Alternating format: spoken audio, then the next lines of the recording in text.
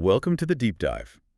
Today, we're tackling something that's both, well, geologically fascinating and potentially quite serious. Yeah, the health impacts of volcanic air pollution. Exactly. And Yeah. we're going to use the ongoing activity at Poás Volcano in Costa Rica as our main focus, looking at the situation right now in May 2025. Right. And to do that, we've looked at a few different things. We've got health guidance from the CDC, which is crucial. Hmm. Then there's real-time volcano updates and some history from volcano discovery.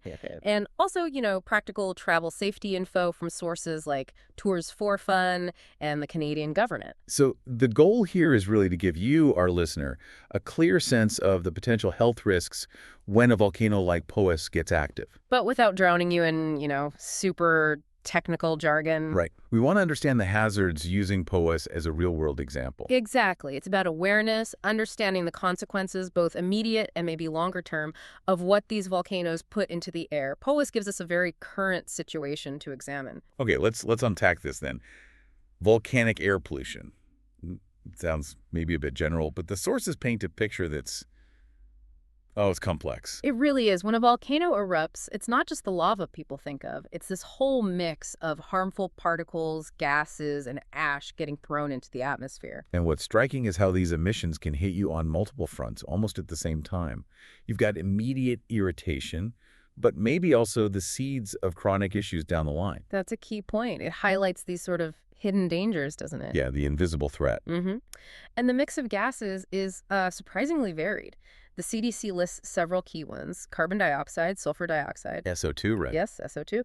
Also hydrogen chloride, hydrogen sulfide, radon, hydrogen fluoride, and even sulfuric acid. Wow, that's quite a list. And they affect you differently. They do. Some are primarily respiratory irritants, like that sulfur dioxide or hydrogen chloride. Others, like CO2, carbon dioxide, can be, well, asphyxiants in high enough concentrations, a more immediate danger. What really gets my attention, though, is that you said many of these are odorless or invisible. Yeah. So you could be breathing this stuff in and have no idea, no warning sign. That's a critical point. It means you absolutely can't rely on just, what you can smell or see. Scientific monitoring, official alerts, those become essential in active areas. So what actually happens when people inhale these things? The CDC guidance goes into short-term and long-term effects. Right. Short term, you're looking at irritation eyes, airways, but it can get worse. Like timey. Vomiting, dizziness, headaches, even breathing problems, rapid breathing, difficulty breathing, sometimes visual disturbances, tremors too. And that's just the gases. What about the ash? The ash itself, especially the fine particles, can also cause that immediate respiratory irritation. It can definitely make existing conditions like asthma much worse. It's the sheer variety of symptoms, isn't it? Affecting breathing, your head, your eyes, multiple systems. Exactly, but it doesn't stop there. The longer-term exposure, that's where the CDC flags more serious issues. Things like bronchitis, lung infections, and even the risk of chronic respiratory disorders developing over time. That includes things like chronic lung disease and, well, even lung cancer. Lung cancer, wow. That really underscores the need to be aware of cumulative effects, even from lower levels of exposure over time. Absolutely. That potential for chronic respiratory problems is a major public health issue in areas with persistent volcanic activity. It means long-term air quality monitoring is vital, as is tracking the health of people living nearby. It's quite a contrast, isn't it? Yeah. You have the immediate irritation, maybe feeling unwell for a bit, and then this potential pathway to really severe long-term illness. And the CDC also mentions acute exposure, right? High concentrations. Yes, and that's the other side of the coin. High concentrations of certain gases can be incredibly dangerous, very quickly. Unconsciousness, even death within minutes in some cases. So you have this immediate, potentially lethal risk, and the slow burn risk of chronic disease.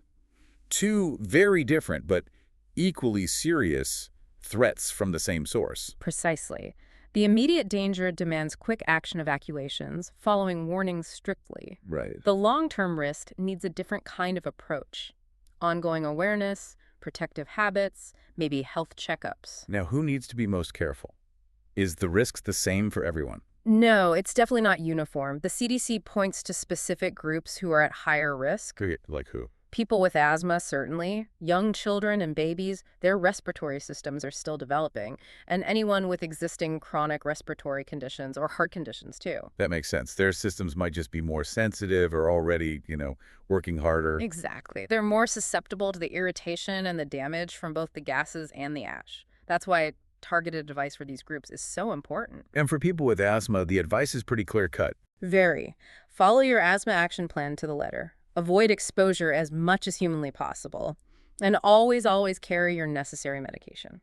Seems like essential proactive steps for managing that specific risk. It really is. It highlights how important personal health management is if you live in an area prone to this kind of activity. Know your vulnerabilities, have a plan. Okay, let's shift focus now specifically to Poás Volcano in Costa Rica. That's our case study. What's the latest? Well, according to Volcano Discovery, as of May 24th, 2025, it is actively erupting. And Poás is significant. It's one of Costa Rica's most active volcanoes and usually a very popular tourist spot. So its current activity is a big deal. Yes. And its typical eruptions are what we call phreatic. Phreatic? Yeah, basically steam-driven explosions. It happens when the magma's heat interacts with water, often from that very acidic lake in its crater. Oh, okay. That interaction creates these sometimes geyser-like blasts of steam, ash, and crucially, the gases we've been talking about. But the activity now, since early January 2025, it's been more intense. It seems so. Reports mention significant ash plumes. We're talking reaching altitudes of like 3.5 to almost 5 kilometers above the crater. That's high. That's a lot of material going up. It is. And with the ash comes the gas. Tours for Fun mentioned measurements of sulfur dioxide, the SO2, in the range of hundreds, sometimes thousands of tons per day. Thousands of tons a day. That's a huge amount of SO2. Yep. Big implications for air quality nearby, I imagine. Definitely. And there's more. Reports of incandescent material being ejected. Like glowing rock. Essentially, yeah. Plus persistent seismic tremors suggesting things are still quite unsettled underground. And you mentioned something about a glow. Yes. Tours for Fun noted a red glow seen in the crater. They attribute it to burning sulfur. Burning sulfur. That really paints a picture of the chemical activity happening right there. It does. It makes those potentially harmful gases very real, very visible in a way. Not just an abstract number, but something actively burning. So with all this activity, what have the authorities done? Costa Rica's National Emergency Commission, the CNE, they issued a RED alert for the Poás Volcano National Park itself. That was back on April 23rd. Red alert meaning? Meaning the highest level of danger. And they closed the park indefinitely to the public. Okay. And why? What were the specific risks? Multiple things. The powerful eruptions and the ash plumes, obviously. The risk of ashfall landing in the area. The danger of ballistic projectiles, basically rocks being thrown out. Right. The toxic gases we discussed. And also a significant risk of lahars. Lahars. Oh, Those yeah. are volcanic mud flows. Exactly. Particularly dangerous in the river valleys draining the volcano, especially if there's heavy rain. The alert covers a 2.5-kilometer radius around the crater for these immediate severe threats. It's interesting how they have different levels, though. It's not just red or nothing. That's right. This tiered system helps manage the response.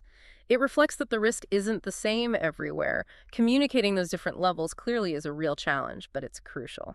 So outside that immediate 2.5-kilometer red zone? Surrounding areas have different alerts. Tours for Fun mentions Grisha and Sarchi are under an orange alert. Orange, meaning still serious. Moderate to high risk, yes. Potential for ashfall there, gas exposure, and impacts on things like farming and water supplies. Okay.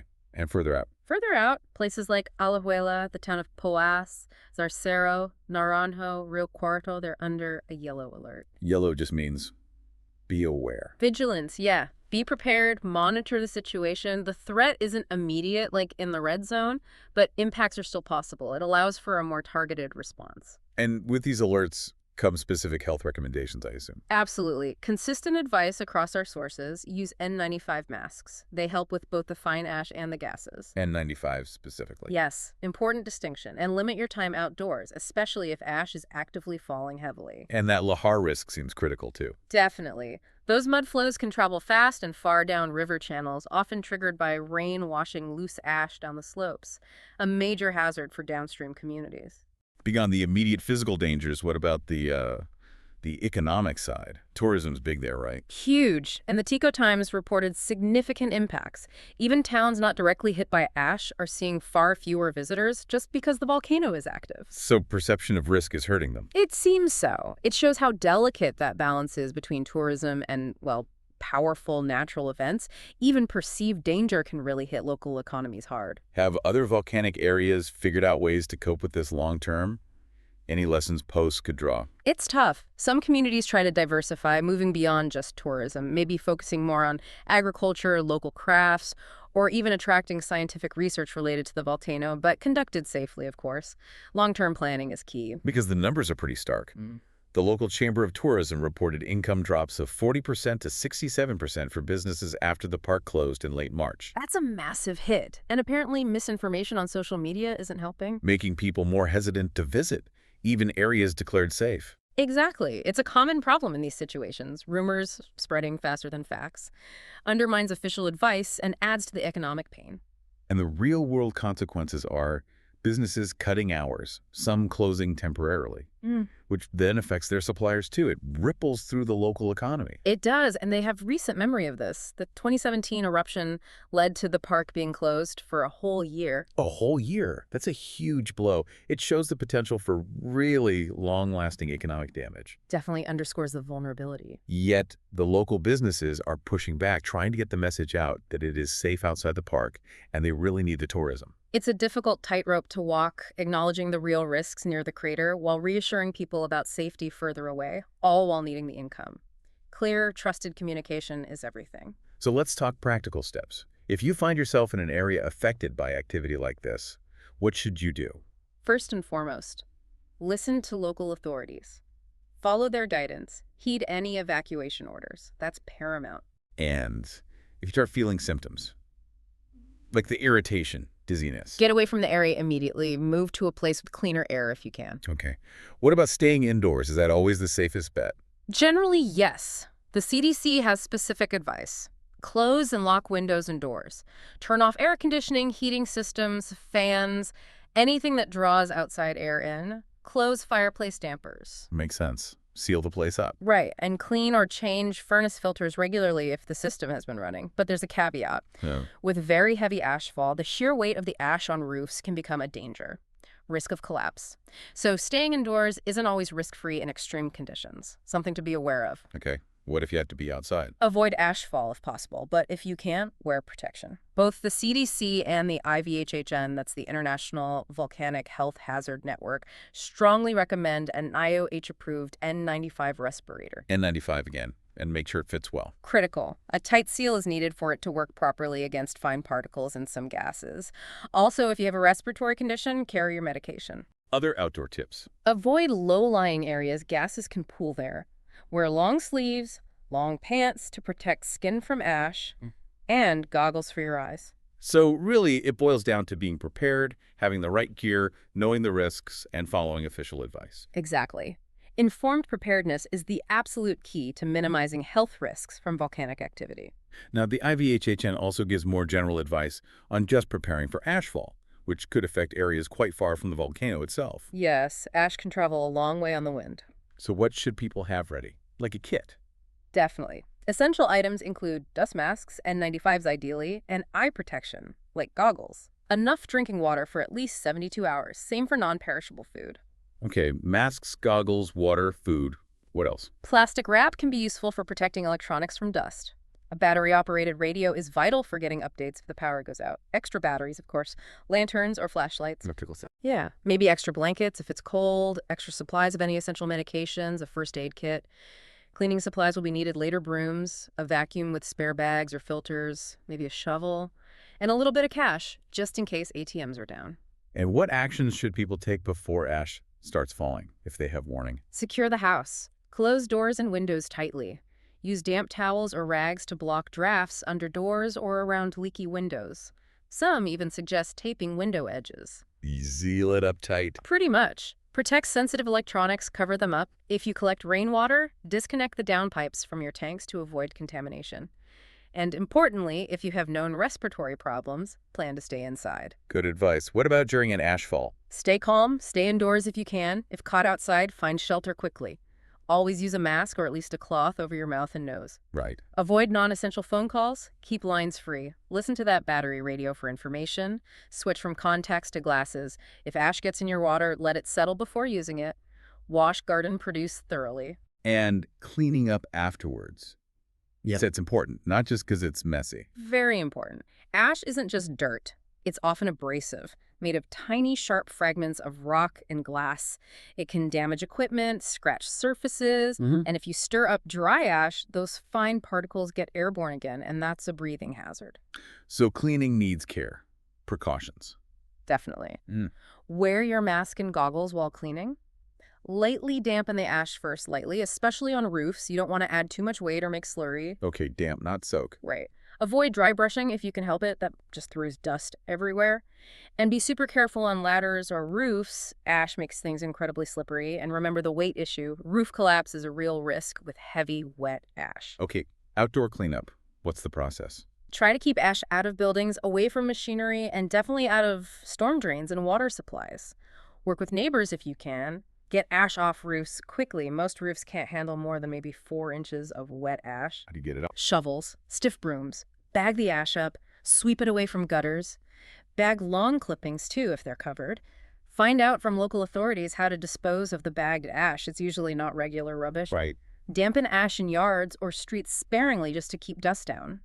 And take off dusty clothes before going inside. Things not to do outdoors. Don't soak the ash, especially on the ground. It can form a hard crust. Don't just dump it in the garden or roadside ditches. Don't wash it down drains. And avoid unnecessary driving. You're talking about cleaning inside the house. Vacuuming is key, preferably with a vacuum that has a HEPA filter to trap the finest particles. Clean inside after you've dealt with the outside areas as much as possible. Right. Don't track it back in. Exactly. Ventilate well while cleaning if the outside air is clear. Use damp cloths, wet mopping dustless methods. Be gentle on delicate surfaces, vacuum first, then maybe blot. Fabrics?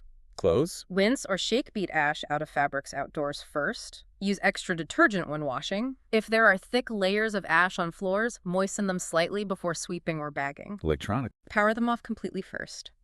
Use a vacuum with a brush attachment or compressed air carefully to remove dust from vents and openings. Change filters in HVAC systems or air purifiers frequently. And things to avoid indoors.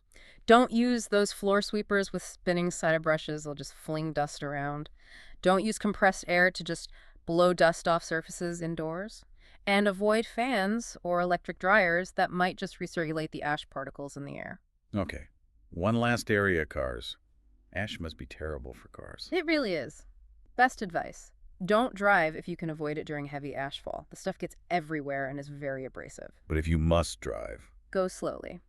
Use headlights. Use lots and lots of windshield washer fluid before trying checks.